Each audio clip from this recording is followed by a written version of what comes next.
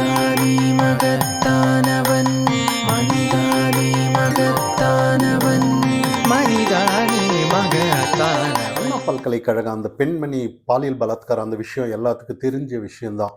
இருந்தாலும் இப்போ ஆரம்பத்துல இருந்து பார்த்தோம்னா அண்ணா காவல்துறை வந்து சில எதிராக முரண்பாடான கருத்துக்கள் வெளியிட்டாங்க. அதாவது அந்த பெண்மணி அதாவது அந்த குற்றவாளி ஒருத்தர் தான் அப்படின்னு சொன்னாலும் சரி, சில எஃப்ஐஆர் கசிய விட்டு இருந்தாலும் சரி, சில முரண்பாடான கருத்துக்களை அவங்க சொல்லியிருந்தாங்க.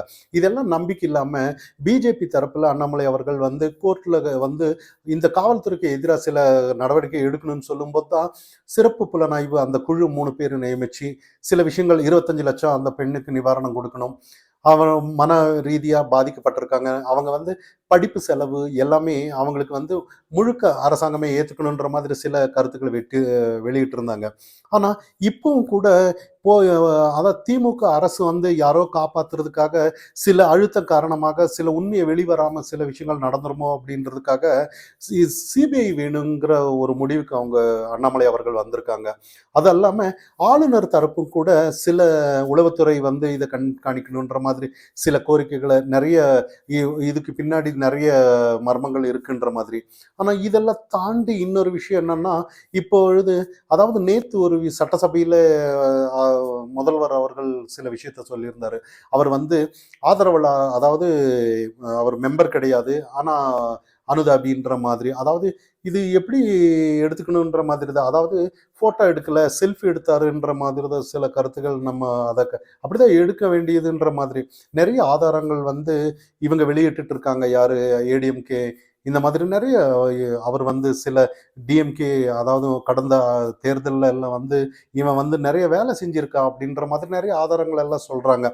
இருந்தாலும் கூட இந்த ஒரு விஷயத்த மட்டும்தான் இவங்க வந்து இந்த மாதிரி சில விஷயங்கள் நிலைப்பாடு எடுக்கிறாங்கன்னு பார்த்தோம்னா இது கடந்த சில அண்ணா நகர்ல ஒரு சிறுமி பாலியல் வழக்குல சதீஷ்ங்கிற அவர் வந்து அவனோட ஃப்ரெண்ட்ஸோட சில அந்த பெண் சின்ன குழந்தைய வந்து பாலியல் துன்புறுத்தல் ஆளாக்கி இருக்கு. அதை விசாரிச்ச காவல் ஆய்வாளர் அந்த ராஜிங்கிற அந்த அம்மா கூட நிறைய அந்த பெற்றோர் எல்லாம் அவங்க அந்த பெண்மணி மற்றும் அந்த பெற்றோர் எல்லாம் துன்புறுத்தி நிறைய விஷயங்கள் இது டைம்ஸ் ஆஃப் இந்தியா மாரிதாஸ் இவங்கெல்லாம் வெளிக்கொண்டுட்டு வந்திருந்தாங்கன்னு நம்ம சொல்லலாம். ஆனா இன்னைக்கு அந்த நேரத்துல வந்து காவல் தமிழக அரசு வந்து அந்த நேரத்துல சதீஷை காப்பாத்துறதுக்காகவோ ஏதோ குற்றவாளி காப்பாத்துறதுக்காக இல்ல இது வந்து சிபிஐ வேணாம், நாங்க வந்து அது வந்து அந்த அந்த விஷயம் வந்து சிபிஐக்கு போச்சு. அதாவது சில விஷயங்கள்ல இந்த காவல்துறை மேல நம்பிக்கை இல்லாம சிபிஐக்கு போனதுக்கு அப்புறம் இப்ப அரெஸ்ட் பண்ணியிருக்காங்க. அதாவது அந்த பெண்மணிய அந்த ராஜிங்கிற அந்த அம்மாவை பிளஸ் இந்த சதீஷ்ங்கிறவரும் இவருக்கு உதவி செஞ்ச வந்து அதிமுக சில ஒரு நபர் சுதாகர் அப்படின்னு நேற்று உங்களுக்கு எல்லாம் தெரியும்னு நினைக்கிறேன். ஆனா இவங்க வந்து எல்லாம் இந்த அரசு வந்து அதாவது காவல்துறையே நடவடிக்கை எடுக்கணும் சிபிஐ வேணான்னு குற்றவாளி காப்பாத்துறதுக்காக சில விஷயங்கள் செய்யறாங்களோ அப்படின்ற மாதிரி நிறைய சந்தேகங்கள் வந்து அண்ணாமலை தரப்புல நிறைய இருக்குன்றதுக்காக தான் இந்த விஷயத்தையும் கூட சிபிஐக்கு போகணும் கண்டிப்பா. ஏதோ ஒரு அழுத்தம் வந்து இந்த 3 பெண்மணி அந்த காவல் இந்த அண்ணா யூனிவர்சிட்டிக்கு அந்த எஸ்ஐடி அவங்களுக்கு கூட ஏதோ இங்க இருந்தோன்னா கண்டிப்பா அழுத்தம் கண்டிப்பா இருக்கும். குற்றவாளி கண்டுபிடிக்கிற மாதிரி சில நிலைப்பாடுகள் இங்கு இல்லை அப்படின்ற மாதிரி ஒரு பெரிய சந்தேகம் தான். ஆளுநரும் கூட இந்த களத்துல இறங்கியிருக்கிறாருன்னு சொல்லலாம். நிறைய ஆதாரங்கள் வந்து உளவுத்துறைக்கு அனுப்பிச்சு உளவுத்துறையும் கூட இவங்க மேல நம்பிக்கை இல்லாம கண்டிப்பா இது வந்து இறங்கி நடத்தணுன்ற மாதிரி. இப்போ சில கேள்விகள் இங்க இருக்கு. இப்போ அண்ணா அதிமுக பிரமுகர் இப்ப சுதாகர் வந்து அப்படின்னு இப்ப மீடியாவில் எல்லாம் சொல்றாங்கல்ல இந்த அதிமுக பிரமுகர் கைது அப்படின்னு சொல்லி.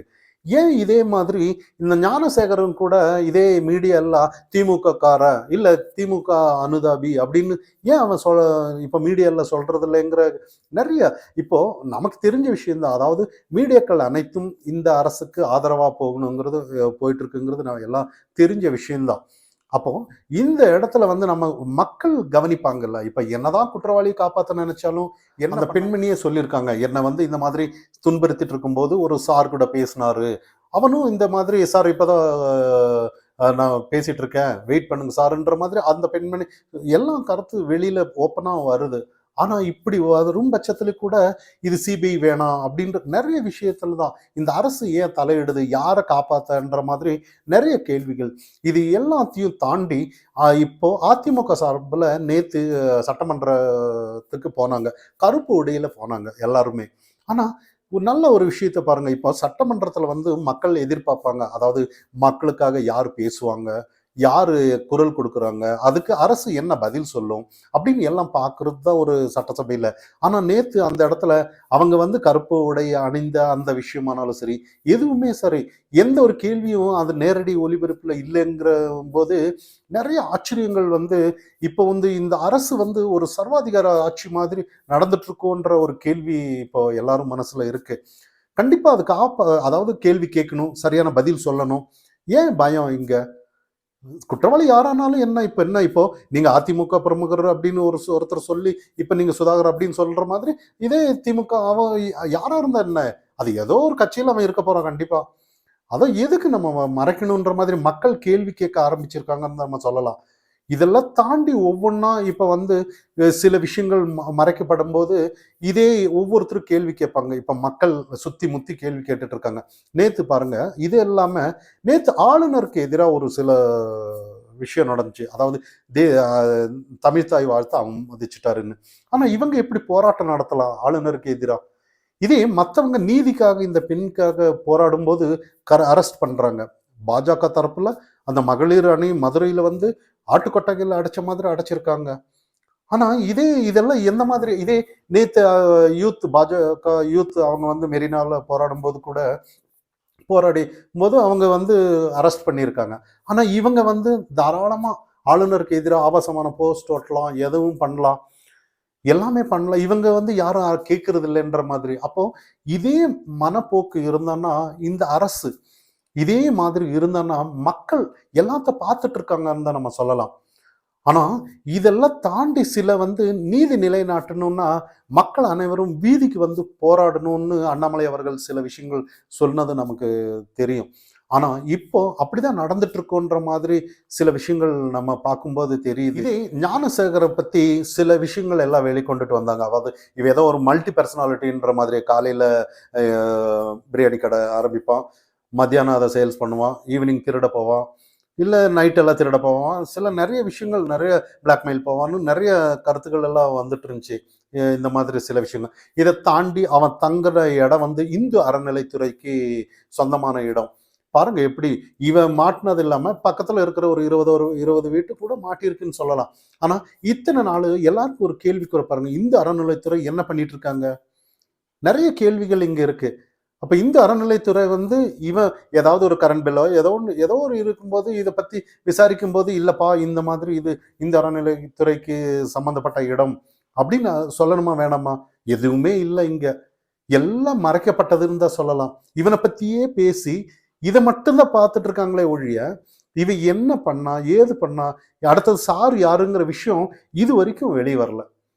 அப்போ இதெல்லாம் மேற்கோள் காட்டிதான் அண்ணாமலை அவர்கள் இன்னைக்கு அந்த விஷயம் இதே போனா இந்த போக்கு போயிட்டு இருந்தான்னா சில விஷயங்கள், அதாவது கள்ளச்சாராய விஷயம் வந்து இந்த விஷயத்திலையும் ஆதரவு, அதாவது தமிழக அரசு வந்து கண்டிப்பா வேணாம் சிபிஐக்கு போகணும்னு சொல்லும் போதும் இல்லை அப்படின்னு மேல்முறையீட்டு பண்ணாங்க.